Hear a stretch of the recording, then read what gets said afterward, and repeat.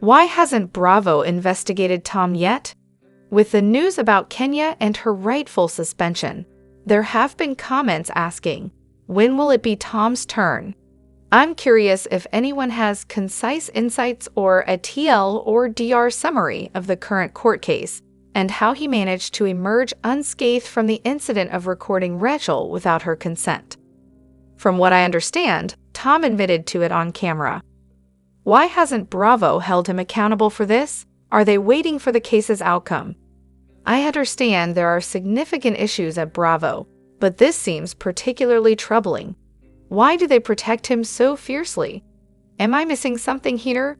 There's also an argument that he may have jeopardized Ariana's health by not informing her properly over a long period, because Rachel did not involve law enforcement.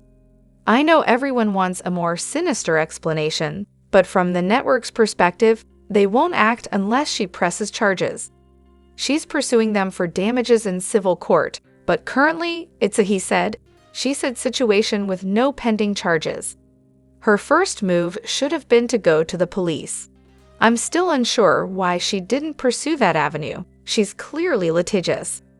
I know nobody wants to believe this, but I'm just relaying the facts.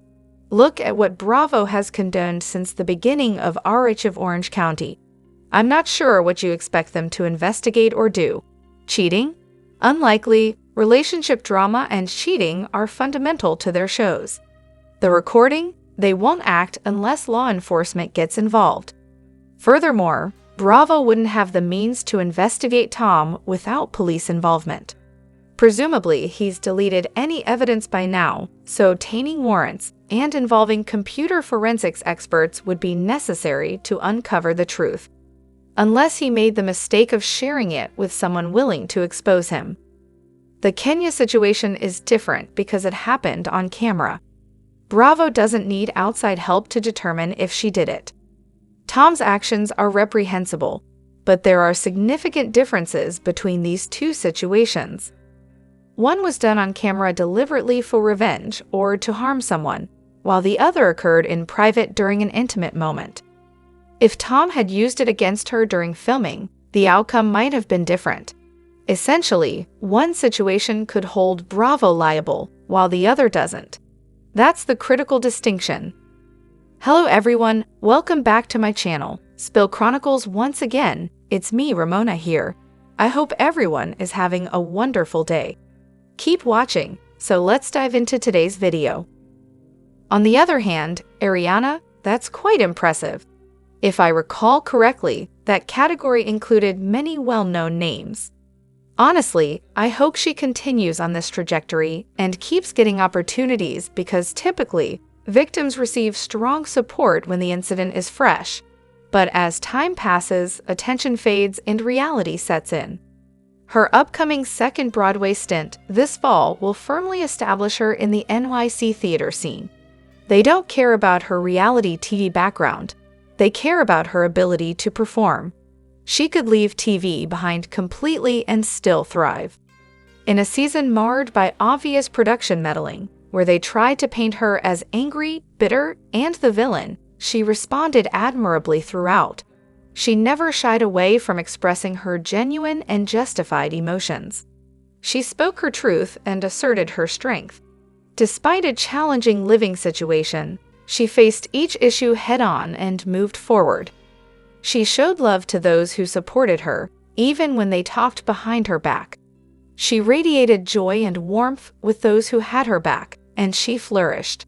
She exemplified something rare in reality TV, a heroine. I aspire to handle my next life challenge with as much grace and resilience, just existing peacefully in my own space. However, are Lauren and Sheena trolls active on social media now? It seems like with Katie's presence known on social media, there's a surge in posts and comments trying to push an agenda favoring Lala, and more significantly, painting Ariana and Katie in a negative light. Some people simply have differing opinions without it necessarily being a conspiracy. I feel like VVR's PR team might have orchestrated this to throw us off track, but they knew we'd catch on to that, so they used it to throw us off even more. The triple reverse psychology maneuver seemed to work perfectly, except we weren't entirely fooled. Or maybe it's just individuals expressing their viewpoints. It doesn't have to be a conspiracy. Crisis PR firms engage in such tactics, often using comments and posts from brand new accounts or older ones with suspicious histories, which can be bought inexpensively, around $35 each. For instance, after the reunion, there was a sudden wave of comments supported Lala, all from accounts with no Bravo or reality-related history, but with histories related to baseball, NASCR, or Dudro podcasts. It's important to stay aware of shady activities online. Digital literacy matters, especially since PR firms exploit people's lack of awareness. AI has made bot campaigns harder to detect. Previously, you'd see multiple accounts making identical comments across platforms like IG, FB, and Reddit. Now, AI can generate diverse comments that all push the same narrative. Also, never underestimate genuine bad takes or the influx of people from toxic Facebook groups who bring their perspectives over. Personally, I've been vocal about my dislike for Katie over the years on social media. Only since Scheana spoke out have I been accused of being a bot and heavily downvoted for any opinion that isn't overwhelmingly supportive of her. While it doesn't bother me, it's interesting that these accusations mainly come from newer viewers who joined around Scheana's revelations. Additionally, Anne is back on IG for SA. We get to enjoy her boundless energy once more. It's great to see Ariana sharing her success with others. Meanwhile, Sandoval seems to be dragging down his friends and colleagues. While I think she's lovely and a ray of sunshine as a person, her strong desire for attention does bother me a bit. Moreover, let's face it, Lala never genuinely liked Ariana or considered her a friend. It's not surprising that Lala is now openly negative about Ariana and has been unsupportive over the years, especially after the scandal. Initially, Lala befriended Ariana because she didn't have other friends at the time and didn't want to feel isolated. When Lala started working at SUR, nobody liked her, but Ariana and Tom made an effort to include her. As Lala integrated into the group she truly wanted to be a part of, Stassi, Katie, and Kristen, she gradually excluded Ariana from outings, shifting the blame onto Ariana for not reciprocating the friendship. There was a brief intimate encounter between Lala and Ariana in Tom's car after a day of drinking, but this was before Lala solidified her friendship with the other girls. Despite Ariana's genuine efforts to befriend Lala, it became evident that Lala had no intention of reciprocating. Upon rewatching the show, it's clear how fake, unsupportive, and jealous Lala has always been towards Ariana. She unfollowed Ariana years ago and has disparaged her on podcasts for a long time. The best way to deal with Lala is to stop discussing her. Ariana herself acknowledged last year that Lala was not part of her inner circle anymore, and Lala even questioned if Ariana truly liked her at the beginning of the season. Their friendship was clearly over from both sides. Regarding the "I ate her cookie" incident, it's dismissive considering Lala's behavior when she was drinking.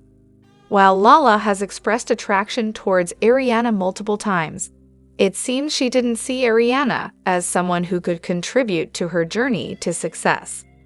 On the other hand, I'm turning to the OG VPR fans in this community to help me out. I've been trying to get into the Valley, but so far, it's been incredibly boring. The first half of the season feels like background noise, and I struggle to see why people rave about it on podcasts. I'm not keen on watching discussions about kids or pregnancies. I already fast-forward through Lala and Sheena's baby talk. Jax seems determined to manufacture storylines, making everything feel scripted. I'm unfamiliar with most of the cast, and their personalities come across as bland to me. Am I missing something? Or should I stick with it? I want to enjoy the show because I prefer this genre over the typical Housewives drama. But unless it ramps up with some serious drama or excitement, I might have to give up. VPR became popular because everyone was wild from the get-go. And while we have a couple of those characters here, it's not carrying the show enough for me right now. And considering VPR might even be ending, I really want to like it. I initially wanted to dislike it, but surprisingly, I ended up loving it. The trick is, while they all seem basic initially, their toxicity levels are through the roof. None of them have quite figured out how to hide their drama on TV, except maybe Kristen, but even she struggles with that. It's all laid out for everyone to see, creating quite a spectacle. It's not quite as good as early VPR, but it's definitely compelling viewing. However, does anyone else feel like Katie and Schwartz might still be together if he had stuck to his guns and supported Katie's opinion about the name Schwartz and Sandy's from the beginning? It seemed like a pivotal moment where Katie stood up for him, but he let her down. The fertility issues are another factor, but I wonder if Katie reached a point of feeling consistently disappointed and decided she'd had enough. Am I alone in thinking this? On another note, I don't think they would have lasted until now. Katie has mentioned wanting to end things for a while, and Schwartz's behavior towards her likely contributed to the relationship's demise. The only scenario where I could envision them still being together is if VPR had never been picked up and they moved away to live a quieter life in Utah or Minnesota. Additionally, let's celebrate Lala and Sheena with an appreciation post. Despite their imperfections, does anyone have something positive to share?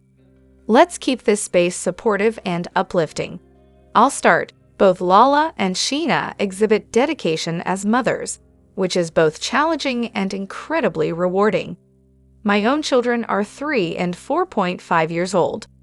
While it's concerning when a reality TV personality doesn't prioritize their child's online safety and dismisses warnings, it's important to remember that such mistakes don't automatically make someone a bad mom. However, it's crucial to address and discuss serious parenting lapses when they occur. This post echoes Lisa Vanderpump's approach of finding something positive to say, though actions always speak louder than forced praise. Personally, I've never held animosity towards Scheana. I believe she faces unwarranted bullying from fans and the cast alike, and I've often found myself defending her as an underdog. Whether you love her or not, Sheena brings an abundance of energy and entertainment to the show. Despite occasionally mocking her, ball-ass friend Rob, due to some cringeworthy moments, she remains committed season after season. Criticized for her wavering loyalty and occasional self-involvement, she continues to dedicate herself fully to the show, despite the constant scrutiny. This level of commitment deserves acknowledgement and respect. In conclusion, let's celebrate their positive qualities while acknowledging areas where growth is possible. This is a space for positivity and understanding. Moreover, I'm absolutely loving Anne's presence on SA's Instagram now. Her Instagram stories are just adorable and really brighten my day. Initially, I was worried that Anne might not continue with SAH after the season ended, but I'm thrilled that Katie and Ariana are genuine and still collaborating with her. And can we talk about how adorable Anne looked in her Barbie movie outfit? She's just so sincerely cute. I'd love to have her around, like putting her in my pocket in a sweet grandmotherly way, definitely not creepy. Drop your thoughts in the comment section below. Do you agree or disagree? Don't forget to like, subscribe, and hit the notification bell for more updates. Your opinions matter, and I will see you in the next video. Thank you.